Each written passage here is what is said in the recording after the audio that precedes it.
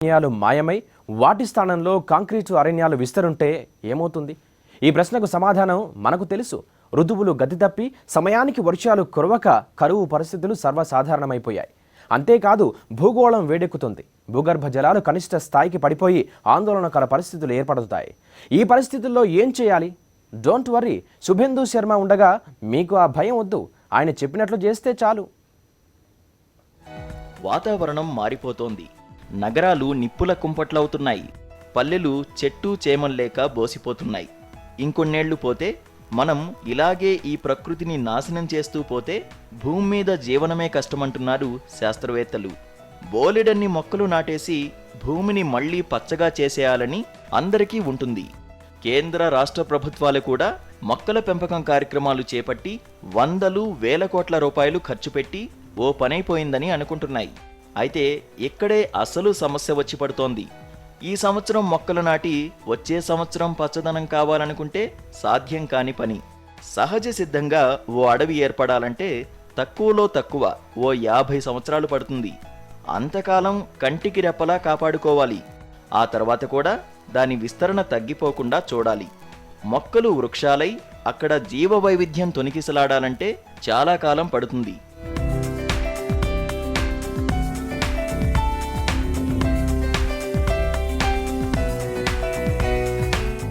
50 నుంచి 100 సంవత్సరాల పాటు ఆగితే కానీ సహజ సిద్ధ అడవులు ఏర్పడవు. మరి వెంటనే మనకు అడవులు కావాలంటే ఏం చేయాలి? దీనికి సమాధానం చెబుతున్నాడు ఇంజనీరు శుభేందు శర్మ. 100 చదరపు అడుగుల నేలనిస్తే 10 ఏళ్లలోనే అక్కడ 100 ఏళ్ల వయసున్న అడవిని పుట్టిస్తానంటున్నాడు. ఎస్, మీరు వింటున్నది నిజమే. ఇప్పటికే శుభేందు శర్మ 90 ప్రాంతాల్లో అడవులను పెంచేశాడు కూడా. ఇప్పుడు ఈయన ప్రచారం చేస్తున్న ఈ సరికొత్త ఐడియా ప్రపంచవ్యాప్తంగా అందరి ప్రశంసలు పొందుతోంది.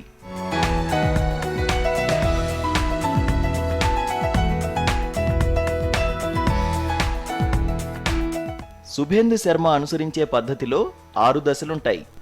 నేల సారాన్ని పరీక్షించడం, లోటుపాట్లను సరిదిద్దే చర్యలు చేపట్టడంతో ఇది మొదలవుతుంది.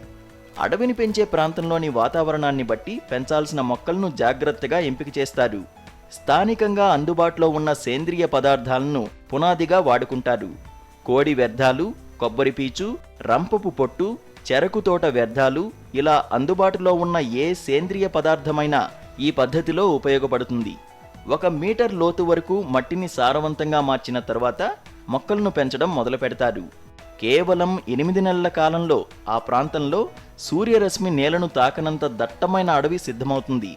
అంతేకాకుండా కురిసే ప్రతి చినుకుతో రాలే ప్రతి ఆకు కూడా అక్కడికక్కడే హ్యూమస్గా మారిపోతుంది. ఇది మొక్కలు మరింత ఏపుగా పెరిగేందుకు ఉపయోగపడుతుంది. 1-2 ఏళ్లు చీడపీడల గురించి కొంచెం జాగ్రత్త తీసుకుంటే చాలు. ఆ తర్వాత దశాబ్దాల పాటు అడవి వృద్ధి చెందుతూ వస్తుంది. దీనికి అడవికి ఉండే అన్ని లక్షణాలు ఉండడంతో ఇది జీవ వైవిధ్యంతో అలరారుతూ రేపటి పట్ల భయం లేదని చెబుతోంది.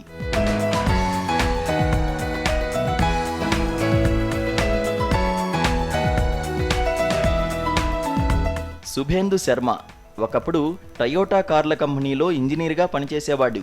కర్బన ఉద్గారాలను తటస్థం చేసే లక్ష్యంతో టయోటా తన ఫ్యాక్టరీలో మొక్కలు పెంచేందుకని అకిరా మియకావి అనే పెద్దాయనకు బాధ్యతలు అప్పగించింది. అతి తక్కువ స్థలంలో అత్యంత దట్టమైన అడవులను అభివృద్ధి చేసేందుకు అకిరా ప్రతిపాదించిన ప్లాన్ శుభేందును ఆకట్టుకుంది. భారత్లోనూ ఈ పద్ధతిని అమలు చేస్తే బాగుంటుందన్న ఉద్దేశంతో అఫారెస్ట్ అనే కంపెనీని ప్రారంభించాడు. బెంగళూరు కేంద్రంగా పనిచేస్తున్న ఈ కంపెనీ జీవ వైవిధ్య ప్రపంచాన్ని ఆవిష్కరిస్తోంది. ఎకరాలకు ఎకరాల విస్తీర్ణమున్న భూముల్లోనే కాదు, ఓ 100 చదరపు మీటర్ల ప్లాట్లో కూడా చిన్న అడవిని పెంచవచ్చని చాలా సింపుల్గా చెప్పేస్తున్నారు శుభేందు శర్మ. కేవలం నెలల వ్యవధిలోనే అడవికుండే అన్ని అర్హతలను ప్రామిస్ చేస్తూ పచ్చదనం విస్తరింపజేస్తూ పర్యావరణ నిపుణులనే ఆశ్చర్యపరుస్తున్నాడు.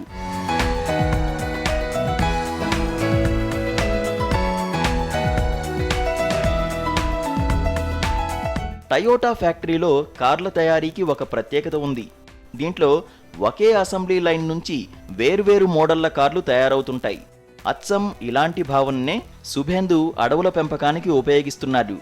1-2 రకాల మొక్కలను అక్కడక్కడా నాటడం కాకుండా నీడనిచ్చేవి, నీడలోనే పెరిగేవి, వెలుతురు కోసం పోటాపోటీగా పైకి ఎదిగేవి, ఇలా రకరకాల స్వభావాలున్న మొక్కలను జాగ్రత్తగా ఎంపిక చేసి వాడుతున్నాడు. దాంతో జీవ వైవిధ్య అడవి విస్తరిస్తోంది. అన్ని రకాల ప్రాణులకు ఆలవాలమవుతోంది. కొన్నేళ్ల క్రితం శుభేందు తన పెరట్లోని 93 చదరపు మీటర్ల స్థలంలో 42 జాతులకు చెందిన దాదాపు 300 మొక్కలు నాటారు. 2 ఏళ్లు తిరిగేలోపు ఆ తోటలోనే జామకాయలు కాచాయి. పక్షుల కిలకిల రావాలు వినిపించడం మొదలైంది. వేసవిలోనూ ఇంటి బోర్లో నీరు అడుగంటకుండా ఉండడమూ సాధ్యమైంది. ఇంట గెలిచిన శుభేందు ఉద్యోగానికి రాజీనామా చేసేశాడు. అఫారెస్ట్ కంపెనీని స్థాపించాడు.